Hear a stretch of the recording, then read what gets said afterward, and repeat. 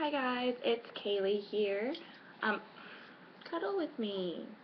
And Max, who doesn't ever want to love on me when he knows other people are watching because he's embarrassed of his mom. Um, yeah, you just lay right there. Um, Sorry about being so late on videos.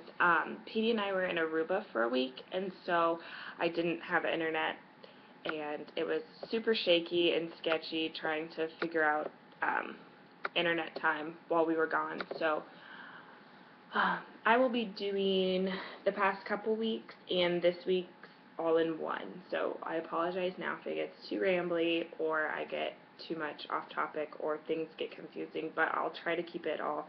I took notes, so I will try to keep it all on point. The first week that I missed was where your partner is in their transition, and my partner, Petey, identifies as a trans masculine person, but not necessarily F to M.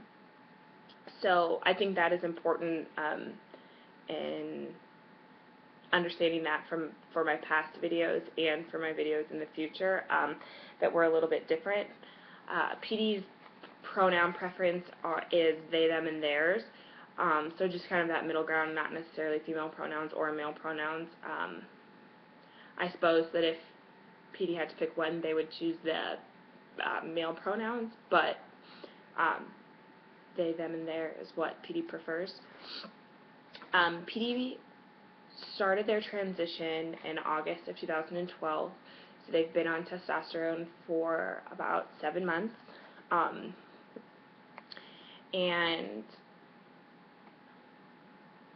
things that I have noticed, lots of hair growth, voice change.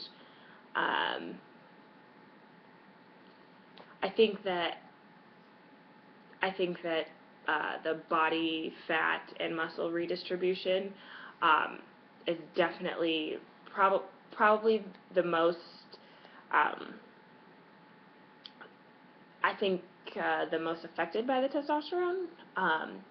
Petey was very curvy prior to starting T, and now is very boxed. I call it very boxy. And so a few of that is gone now. And I think that, Petey's voice is definitely deeper, and there's lots of growth downstairs. And so those are a few things that we have noticed already with the testosterone. Hair growth all over the body.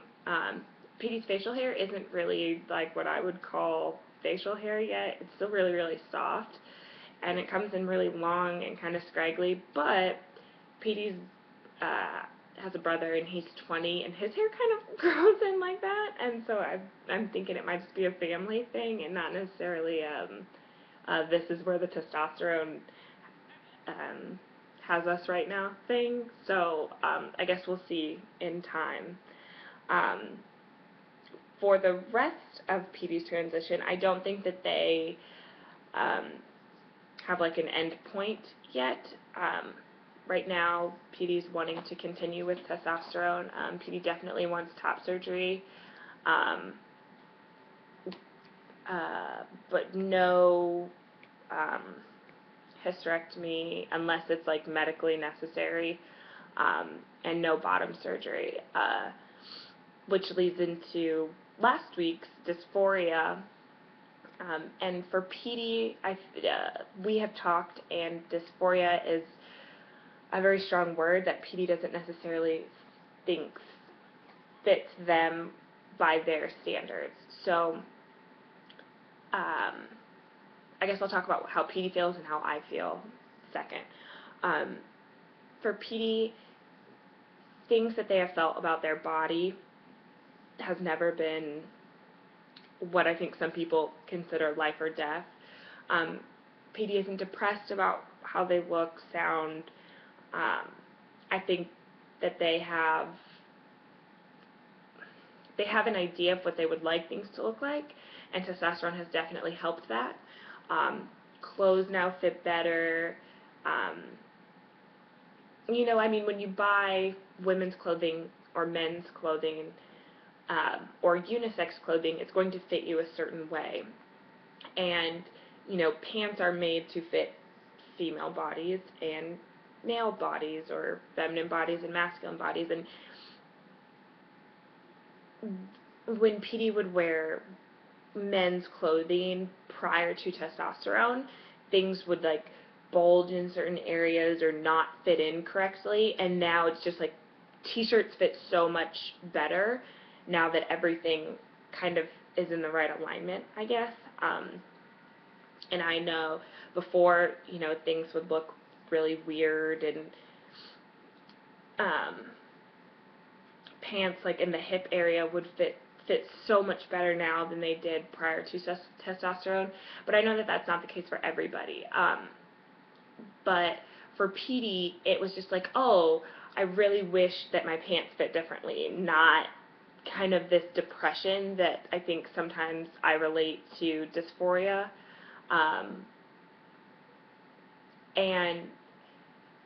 And so for PD, it was always just this, oh, it would be really great if my pants could fit better. And now that PD is on testosterone, that has changed. Or, PD wanting top surgery, like, oh, my shirts will fit better and I'll look the way I want to look when I have had top surgery. Where I think a lot of people have in their mind or connect dysphoria to this I need feeling, where for PD, I consider it a need, but PD is more just lax about it. Like when it happens, it happens, or that's just what I want to look like. I, however, consider it dysphoria. I remember this past year when we were getting ready for spring break, we went on a cruise, and my two favorite things to go shopping for are jeans and bikinis. And so I was getting super excited about buying all these bathing suits and everything for vacation, and PD was kind of like, great, that time of year again kind of thing. And I remember trying on my suits for PD and like, oh, do you like this? Do you like this? And it was this super fun thing. And then it was PD's turn, and I am just sitting in the bedroom, and PD's trying on board shorts and like there's like just a sports bra kind of top, and I just break down crying because it just looked so weird. It was like, I know that as a society we have these, images burned into our brains about what people should and shouldn't look like, and if you have a more masculine body, you should be able to go shirtless, or if you have a more feminine body, like accentuate your breasts in this bikini and whatever. But it was like PD looked so weird with this top on. I felt uncomfortable. And not I don't want to be seen with you, you look weird, uncomfortable, just a very like, I can tell that that's not how your body is supposed to be, uncomfortable. And that was really hard. Which I think then transitions into this week's topic, what has been the hardest for you. And I think that has been one of the hardest things for me, is that I think that I'm pretty good at reading people, and I can always tell when PD just feels uncomfortable. And, with being on testosterone for 7 months, PD's body has changed a lot. And, they're all changes for the better.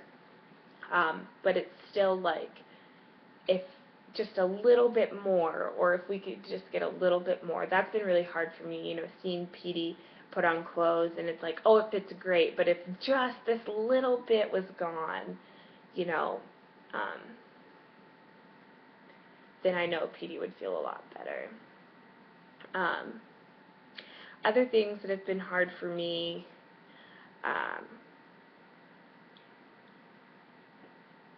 I think that if I could just see the end, and know that one day PD would just be happy with everything and that everything would be okay, that would make me sane and happy. So that's been really hard, not knowing what it's going to look like tomorrow or a year down the road. I'm also a very queer person. I don't despise the hetero world at all. I love my straight brothers and sisters, but I never want to be a straight person, and I never want to be perceived as a straight person. So it has been very, very hard for me to work through, understand that if PD continues the direction that they're going now, that someday that is just what's going to happen, and that we will be perceived as a straight couple, and what that means to me and my identity. I think that that will be a continuing process. I don't think that one day I will or will not have the answer to that. He snores. But I know that it's important to keep those communication lines open and continuing to talk about everything, just as from an identity standpoint. I mean, I don't know about anyone else, but I think that because I've been queer for so long, it really scares me to think that people will someday just look at me as another normal person. Not that I think queer people are weird or different, but I like that ambiguity when people see us out. I like that people don't know, and I like that people question. I like that I make people think. So that's been kind of hard for me. And this one's kind of, I don't want to say petty, because I think that saying that someone's fears are rational or irrational is not fair, because I think that everyone's life is different. But I'm really scared that Petey's going to leave me for a man, a cis man. Petey, I consider Petey to be very pansexual, and Petey is attracted to not everyone or anyone, but can be attracted to multiple people for multiple reasons. Personality-wise, it doesn't matter what parts you have. Petey is just attracted to your personality. So I'm really scared that someday some cis guy is going to come and sweep Petey off their feet, and that's going to be the end of me. But just because I've heard of guys going through their transition and then coming out as gay, and that would be really hard for me. I'm not saying that happens to everyone or happens to anyone, but that's just one thing that I've been, and I think that I've voiced, has been pretty nerve-wracking for me. I have a couple friends who have transitioned, and that has happened to them. But I love Petey, and so whatever makes them happy will make me happy. But I guess then I would have to figure out whether or not I needed to be in a monogamous relationship, or could be in a relationship with multiple people, or someone who was in a relationship with other people too. But that's a whole nother story. So I'll try to stay in better touch. Things have been kind of crazy lately. I guess I've been working a lot. We just went on vacation. I'm thinking about going back to school, so that's been pretty interesting. Petey and I think relationships are always work, so we are working through things. We're really excited for summer. Summer in Nashville is supposed to be a good time. Last year we moved kind of at an awkward time, and we were both, Petey had started their job at Vanderbilt, and I was looking for a job, and so we really didn't get to experience all that Nashville could be. But we're really excited about some hiking, some kayaking, some backpacking trips. So I think it should be a good time. But I hope everyone has a safe weekend. Happy Easter if you celebrate Easter. We don't. So it's just going to be regular old weekend. I have to work all day, both Saturday and Sunday, so boring, but you got to make that money. But again, I hope everyone has a safe and wonderful weekend, and I will see you next week. Bye, guys.